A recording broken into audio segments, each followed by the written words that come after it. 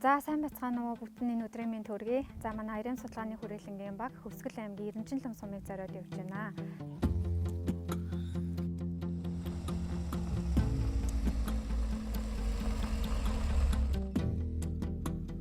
Цас хэр орсон юм шиг. Цасны орсон.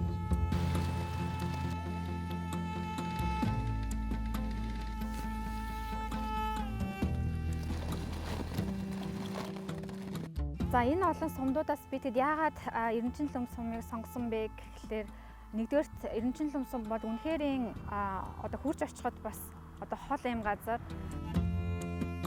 Нийтдээ хотоос бол 1000 орчим км, мөрөн сумаас бол 250 км зайтай хэрнээ зөвхөн мөрөн сумаас Эрдэнэчлэм сум руу очиход бараг 15 цаг бид хэд одоо явж байна.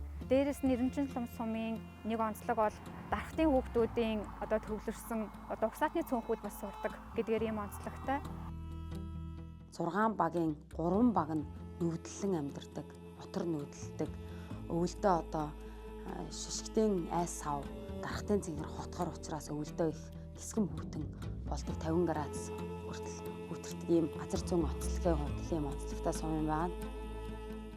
Хүүхдүүд байна алс хол руу нүүдлэх, ээж аваагаа дагаад нүүдлэх, малаа маллах ийм шаардлагын улмаас дүүцсэн хөтөлбөр буюу одоо алсын зайны сургалтанд хамрагдах хүсэлтэй бол ирүүлдэг. Онцлогдсон сум орон нутгийн хүүхдүүдэд ялангуяа сургууль завсарсан хүүхдүүдэд боловсролын үйлчлэгийг хүргэхэд нь хувь нэмрээ оруулах дэмжлэг үзүүлэх зорилготойгоор энэ төслийг бид 2020 оноос ерөнхийдөө санаачилж эхлүүлээд Give to Asia гэдэг олон улсын хандивын сүлжээнд ерөнхийдөө энэ төслийнхаа саналыг хөрвүүлээд 4 жилийн хугацаанд хандив босгоод ингээд өнөөдөр бид 4 жилийн дараа анх зүгээр санаа байсан энэ төслийг одоо бодиттой үйл хэрэг болгох гээд Эрдэнэчлэм сумыг зориод явж байна.